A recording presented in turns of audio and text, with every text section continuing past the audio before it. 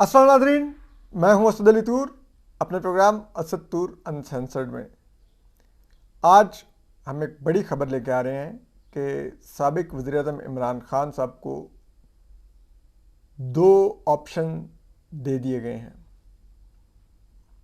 कि आप इन दोनों में से इंतखाब कर लें कि आपने किसका सामना करना है या कौन सा इख्तियार करना है। ये 2 बड़े ऑप्शन हैं और बड़ी खबर है, और हमको बताएंगे कि ये ऑप्शंस लेकर भी कौन गए, क्या हुआ। तो देखिए, इससे पहले लेकिन हम ये जो बड़ी खबर है, इससे पहले हम एक और भी जो एक अच्छी खबर है वो ये है कि जो हक दो तहरीक है गवादर की, जो गवादर के अवाम के लिए हकूक़ मांगती है, मौलाना हिदायतुर रहमान उसको चला रहे हैं। उनको एक झूठे मुकदमे में गिरफ़्तार करवा दिया गया था और उनको भी अदालत के अहाते से गिरफ़्तार किया गया था, लेकिन पाकिस्तान की किसी अदालत के लिए ये एक मैटर ऑफ कंसर्न नहीं था। ना तो बलूचिस्तान हाई कोर्ट ने इसका नोटिस लिया, ना साबिक वज़ीर इमरान खान की तरह सुप्रीम कोर्ट ने इसका नोटिस लिया और कोई क्लॉक रिवर्स की कि हिदायतुर रहमान को दोबारा लेके जाएं, ये वो, मतलब कोई ऐसा सीन नहीं हुआ कि मैट्रिक्स मूवी की तरह इमरान खान वापस क्लॉक रिवर्स हो रहा है, हाई कोर्ट में एंटर हो रहे हैं, जो रेंजर्स ने शीशे तोड़े थे वो जुड़ते हुए खिड़कियों से टक टक टक टक टक टक वापस लग रहे हैं। तो कोई ऐसे मनाजिर नहीं देखने को मिले इन बेचारों के लिए, और ये पिछले काफ़ी हफ्तों से ज़ेर हिरासत थे। और अब फाइनली लेकिन सुप्रीम कोर्ट के एक 3 रुकनी बेंच ने, जिसकी सरबराही मौजूद जस्टिस सरदार तारिक मसूद, जो दूसरे मोस्ट सीनियर जज हैं सुप्रीम कोर्ट के, और उनका ताल्लुक चीफ जस्टिस उमर बंदयाल साहब के धड़े से नहीं है, उनकी सरबराही में एक 3 रुकनी बेंच था जस्टिस सरदार तारिक मसूद की सरबराही में, जिसमें दूसरे 2 जजेस जस्टिस मोहम्मद अली मज़हर और जस्टिस अमीनुद्दीन खान थे। इन 3 मौजूद जज साहबान ने इस केस की समाअत की। मौलाना हिदायतुर रहमान को सेनेटर कामरान मुर्तज़ा ने रिप्रेजेंट किया, जो जिनका ताल्लुक जे फे से है और जो सुप्रीम कोर्ट बार के सदर भी रहे हैं। और इसमें 3 लाख के मुचलकों के एवज़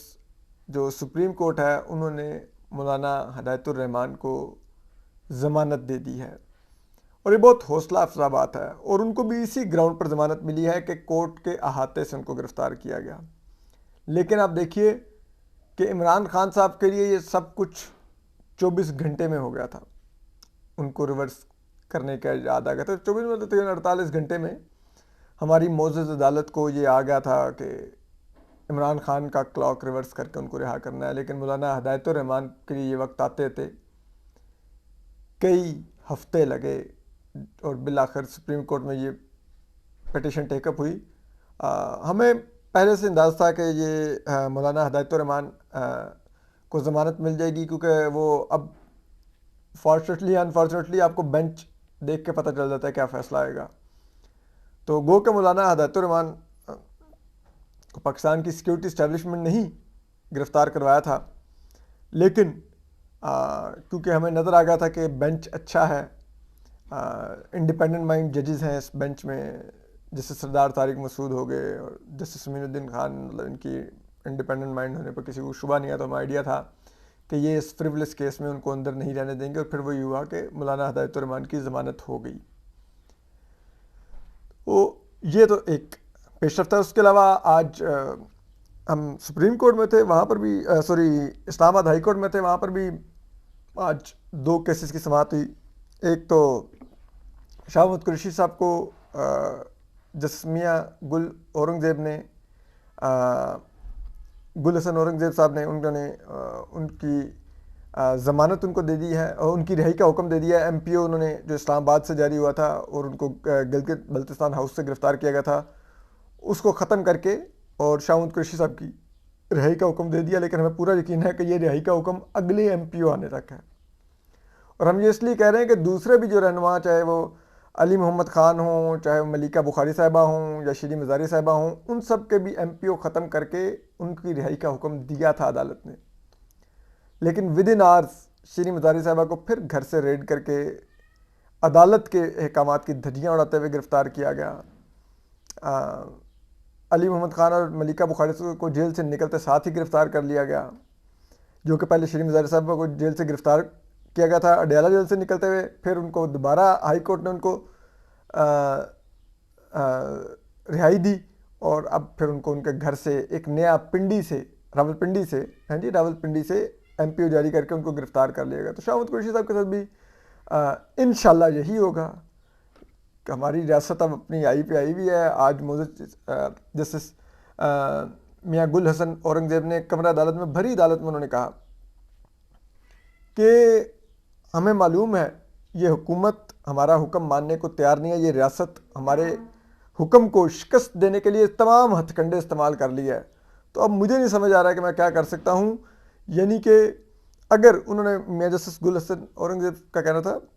کہ اگر میں 3 نئے حکم بھی دے دوں تو مجھے پتہ ہے یہ ریاست نہ ماننے پر آ جائے تو وہ 100 ہتھ کنڈے اور 100 راستے تلاش کر لے گی میرے حکم عدولی کی.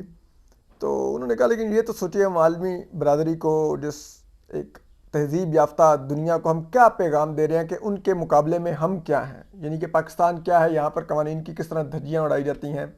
اور کس طرح رول آف لا کی موکری کی جاتی ہے. اور ہمیں بھی افسوس ہوا عدالت کی یہ بے بسی دیکھ کر کہ ان کو نہیں سمجھ آ رہا ہے کہ وہ کیسے کریں. بل انہوں نے کل اٹارنی جنرل کو بلا لیا ہے کہ آپ آئیے آ کے بتائیے کیا ہو سکتا ہے، اور وہ کہہ رہے تھے کہ اس پر ہم کو مناسب حکم دیں گے، کیونکہ یہ اب اس کو بڑے تناظر میں دیکھنا ہوگا کہ وفاق کیا کر رہا ہے اس وقت. تو لیکن اب جو بڑی خبر ہے وہ یہ ہے کہ کل آپ کو پتہ ہے پنجاب حکومت کے وزیر اطلاعات عامر میر صاحب نے ایک پریس کانفرنس کی تھی. انہوں نے پریس کانفرنس میں کہا تھا کہ زمان پارک میں 40 جو افراد ہیں ایسے چھپے ہوئے ہیں جنہوں نے کور کمانڈر ہاؤس پر حملہ کیا تھا، اور ان کا یہ کہنا تھا کہ ہم عمران خان صاحب کو 24 گھنٹے دے رہے ہیں کہ وہ ان 40 مبینہ ملزمان کو پولیس کے حوالے کر دیں، ورنہ پولیس پھر آپریشن کر کے ان کو گرفتار کرے گی کہ 24 گھنٹے میں نہ کیا گیا. عمران خان صاحب نے گو کہ کہا تھا کہ میرے گھر میں ایسے کوئی لوگ نہیں ہیں، اور اگر کوئی آپ نے تلاشی لینی ہے تو آپ وارنٹ لے کے آئیں اور میرے گھر کی تلاشی لے لیجئے. لیکن اب حالات یہ ہیں کہ پولیس نے ان کے گھر کو کل سے شام سے گھیر رکھا ہے، اور 3 لیئرز بنا رکھی ہیں پولیس نے کہ تاکہ کوئی بھی وہاں سے نکل نہ سکے. اور 1500 سے زیادہ پنجاب پولیس کے اہلکار ان 3 لیئرز کی صورت میں ان کے گھر کی آپ کہہ لیں کہ ناکہ بندی کر کے اس وقت موجود ہیں، اور انہوں نے وہاں پر پوزیشنیں سنبھالی ہوئی ہیں. اب آپ کو معلوم ہے گزشتہ دنوں کیا کل ہی عقیل کریم ڈھیڈی جو کراچی کے سٹاک بروکر ہیں، بہت بڑے بزنس مین ہیں، لیکن وہ فوجی اسٹیبلشمنٹ کے بہت قریب ہیں، اور وہ ہمیشہ فوج کے بہاف پر پیغام رسانی کرتے ہیں اور ڈیلز کرواتے ہیں. آپ کو یاد ہوگا کہ ٹی ایل پی کے دھرنے کے وقت انہوں نے ہی جب ٹی ایل پی مارچ کر رہی تھی، درجنوں پولیس اہلکار انہوں نے شہید کر کے ایک دہشت گردی کا بازار گرم کر رکھا تھا جی ٹی روڈ پر، اور ریاست بالکل بے بس نظر آ رہی تھی. اور ایسے وقت میں فوج کو طلب کیا گیا کہ آپ ٹی ایل پی کو ٹیکل کریں، اور ظاہری بات ہے ٹی ایل پی ہے تو فوج کا ہی بچہ، تو فوج نے بھی سوچا تو سی کہ یہ تو ہم سے ہمارا بچہ ہی مروانے لگے ہیں. تو انہوں نے عقیل کریم ڈھیڈی اور وہ کراچی میں ایک ٹرسٹ ہے لنگر خانوں کا، ان کے جو مولانا صاحب تھے ان کو بلوایا، اور مفتی منیب کو، اور ان کی میٹنگ ہوئی جا کے ٹی ایل پی کے لوگوں سے، انہوں نے مذاکرات کیے، اور پھر انہوں نے وہ ڈیل سائن کروائی کہ جس میں ٹی ایل پی واپس چلی گئی، اور ٹی ایل پی کے جو سربراہ تھے ان کو چھوڑ دیا گیا جیل سے. اور پھر عقیل کریم ڈھیڈی صاحب نے اور ان لوگوں نے بڑے فخر سے اس وقت کے army chief general Qamar Javed Bajwa کے ساتھ تصویر کھنچوا کے جاری کروائی. حالانکہ ہماری نظر میں وہ فوج اور ریاست پاکستان نے مسلح جتھوں کے آگے سرنڈر کیا تھا، اور اس سرنڈر کی اتنی فخریہ تصویر، یعنی کہ ایسے ہی ہے جیسے 71 کی جنگ میں جنرل اروڑا کے آگے ہتھیار ڈالتے ہوئے جنرل نیازی وکٹری کا سائن بنا کے تصویر کھنچوا دیتے. وہ تقریباً ویسی ہی تصویر تھی ریاست پاکستان کی طرف سے، اور اس کا بڑا ہی شرمناک میسج کیا تھا پوری پاکستان کو، عوام کو، کہ اگر کوئی مسلح جتھے انہیں یرغمال بنا لیں گے اور حکومت فوج کو کال کرے گی کہ ان مسلح جتھوں سے بچائیں، تو فوج ان کے مقابلے کے بجائے ان سے ڈیل کر کے حکومت کو سرنڈر کروا دے گی، ریاست کی رٹ کو سرنڈر کروا دے گی. تو بہرحال اب عقیل کریم ڈھیڈی صاحب کل لاہور میں ایک بزنس مین کی اپیرنٹلی ایک میٹنگ میں گئے ہوئے تھے، اور وہاں سے وہ زمان پارک بھی گئے. انہوں نے عمران خان صاحب سے جا کے بڑی طویل ملاقات کی،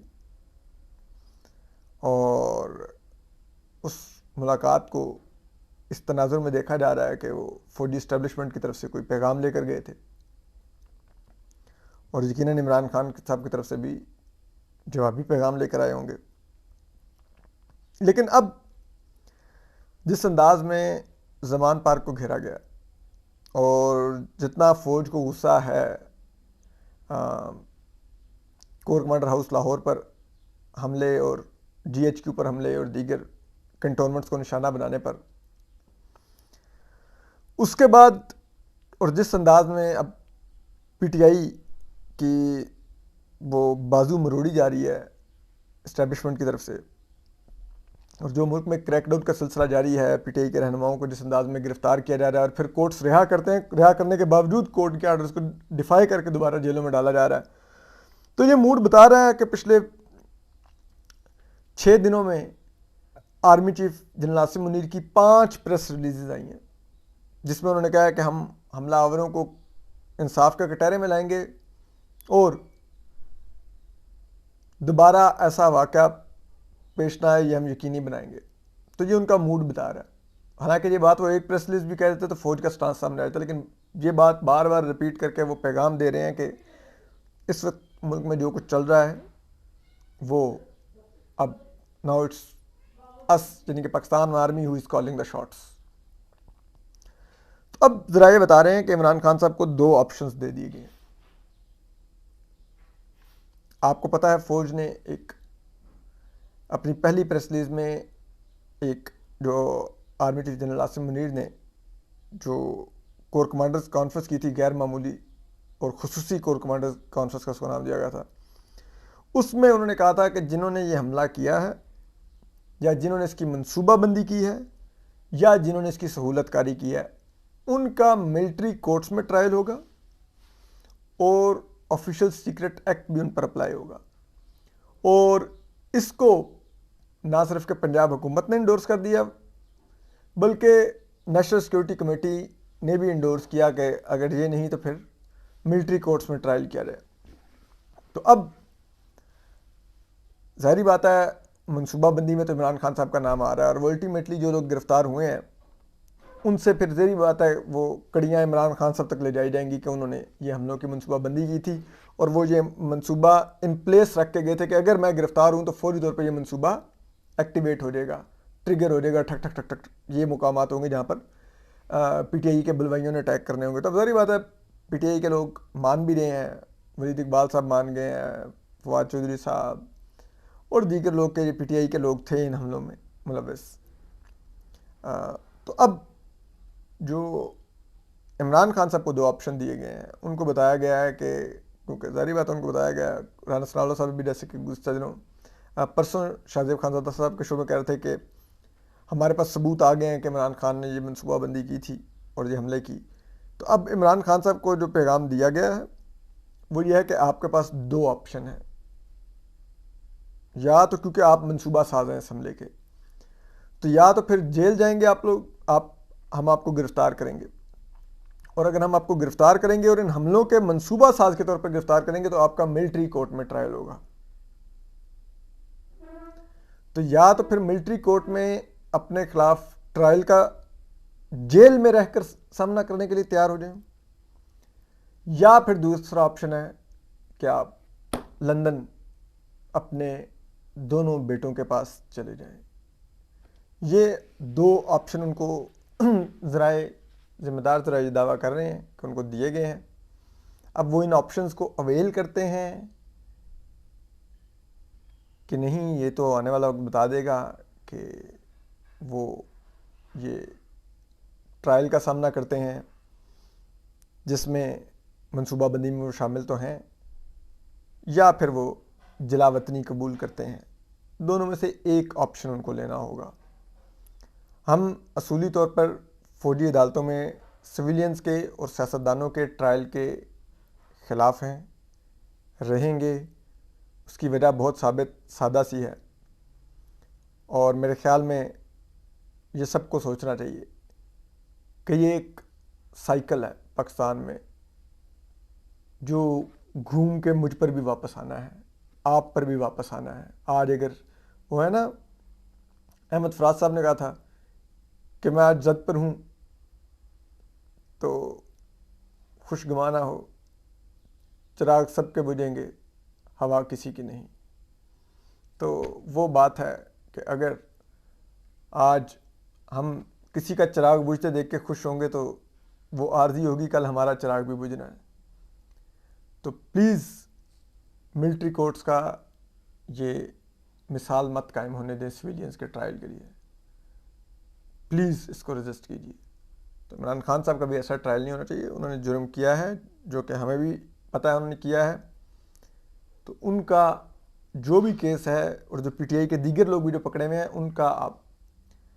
اسپیشل ٹرائل کر لیں اینٹی ٹیررزم کی کورٹ میں، ادھر کوئی لا امینڈمنٹ کر لیں کہ وہ ان کیسز کا